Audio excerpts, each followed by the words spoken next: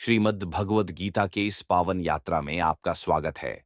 तो आइए बिना किसी विलंब के आरंभ करते हैं। अध्याय 9, राजविद्या, राजगुह्य योग। भगवान ने कहा, हे अर्जुन, तुझे असूया दोष दृष्टि रहित देखकर मैं यह परम गोपनीय विज्ञान सहित ज्ञान कहूंगा, जिसे जानकर तू अशुभ से मुक्त हो जाएगा। यह राजविद्या है, राजगुह्य है, परम पवित्र है, प्रत्यक्ष फल देने वाला है, धर्मयुक्त है, अव्यय है और अनुष्ठान करने में बहुत सुगम है।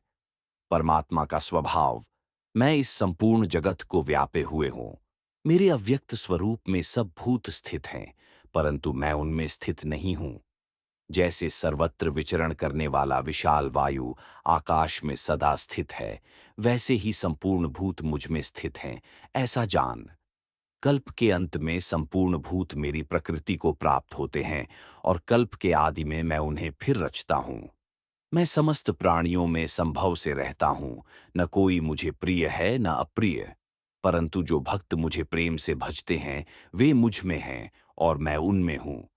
भक्ति का परम रहस्य, जो मेरे भक्त हैं वे इस नाशवान दुखरूप संसार को प्राप्त नहीं होते। हे अर्जुन, जो भक्त मुझे पत्र पुष्प फल या जल श्रद्धापूर्वक अर्पण करता है, उस प्रेम पूर्वक दिए हुए उस अर्पण को मैं ग्रहण करता हूं। तू जो कुछ करता है, जो खाता है, जो होम करता है, जो दान देता है और जो तपस्या करता है, वह सब मुझे अर्पण कर। इस प्रकार कर्मों के फल रूप शुभाशुभ से तू मुक्त हो जाएगा। संन्यास योग से युक्त आत्मा वाला मुक्त होकर मुझे प्राप्त होगा। मैं भक्तों में भेद नहीं करता। जो कोई भी मुझे भजता है वह मेरा है और मैं उसका हूं। जो महापापी भी मुझे अनन्य भक्ति से भजता है वह साधु ही समझना चाहिए, क्योंकि उसने निश्चय ठीक कर लिया है। इति राज विद्या राजगुह्य योगः। तो यह था अध्याय 9, राजविद्या राजगुह्य योग। इसमें हमने परमात्मा के सर्वव्यापी स्वरूप को समझा और भक्ति के उस परम रहस्य को जाना जो समस्त पापों से मुक्ति दिला देता है।